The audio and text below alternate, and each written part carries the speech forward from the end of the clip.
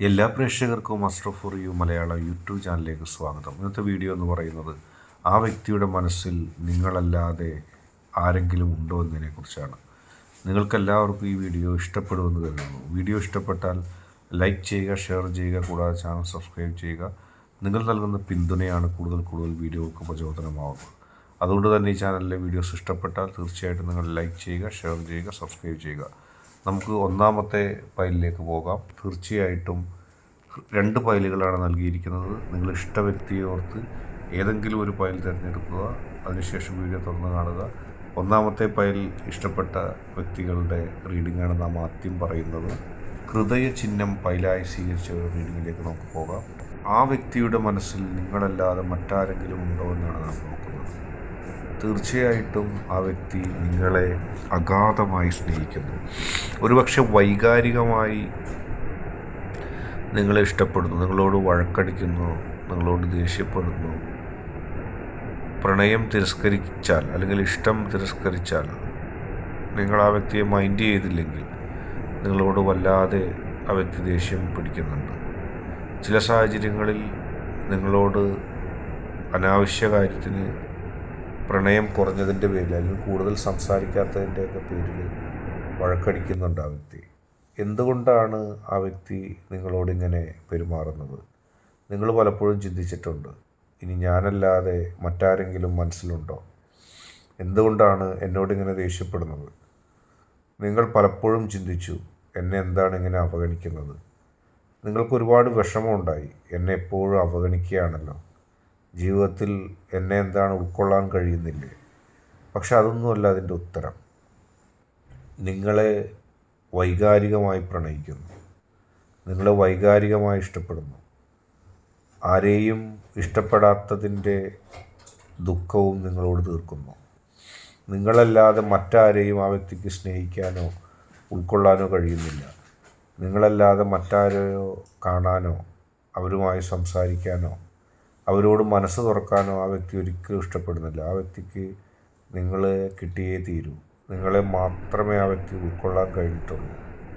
അതുകൊണ്ട് തന്നെ ഇനി നിങ്ങൾ ആ വ്യക്തിയല്ലാതെ ആരോടെങ്കിലും സംസാരിക്കാൻ പോയാലും ആ വ്യക്തിക്ക് പിണക്കമാണ്, ദേഷ്യമാണ്. അത് വാശിയാകുന്നു, വൈകാരികമായി മാറുന്നു. ആ ദേഷ്യത്തിൻ്റെ കാരണം പോലും നിങ്ങൾക്ക് കണ്ടെത്താൻ കഴിയുന്നില്ല. എന്തിനാണ് വെറുതെ എന്നോട് പിണങ്ങുന്നത്? ഒരുപക്ഷെ നിങ്ങൾ വിചാരിക്കും എന്നോട് സ്നേഹക്കുറവുള്ളവരുണ്ടാകും. പക്ഷെ അതല്ല. യഥാർത്ഥത്തിൽ നിങ്ങളെ മാത്രം ഇഷ്ടപ്പെടുന്ന, നിങ്ങൾക്ക് വേണ്ടി മാത്രം ജീവിക്കുന്ന, മറ്റാരെയും സ്നേഹിക്കാത്ത, ഇഷ്ടപ്പെടാത്ത ഒരു വ്യക്തിയുടെ ചിന്തകളാണ് നിങ്ങളവിടെ കാണുന്നത്. അടുത്തതായിട്ട് നമുക്ക് രണ്ടാമത്തെ ഫയലായ തത്തമ്മയെ ഫയലായി സ്വീകരിച്ച ഒരു റീഡിങ്ങിലേക്ക് പോകാം.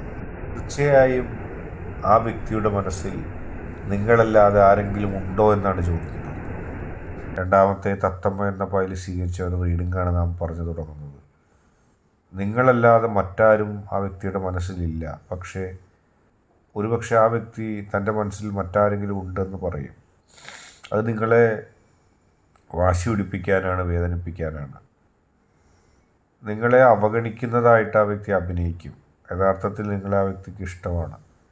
മറ്റാരേക്കാളും നിങ്ങളോട് താല്പര്യവും ഇഷ്ടവും ആ വ്യക്തി കാണിക്കുന്നു.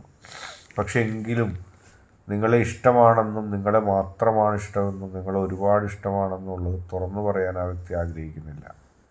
ആ വ്യക്തിയുടെ ചെറിയൊരു അഹങ്കാര ബുദ്ധി എന്ന് നമുക്ക് പറയാം, ഒരു ദുരഭിമാനം, അത് തുറന്നു പറയാനായിട്ട് ആ വ്യക്തിയെ പ്രേരിപ്പിക്കുന്നില്ല.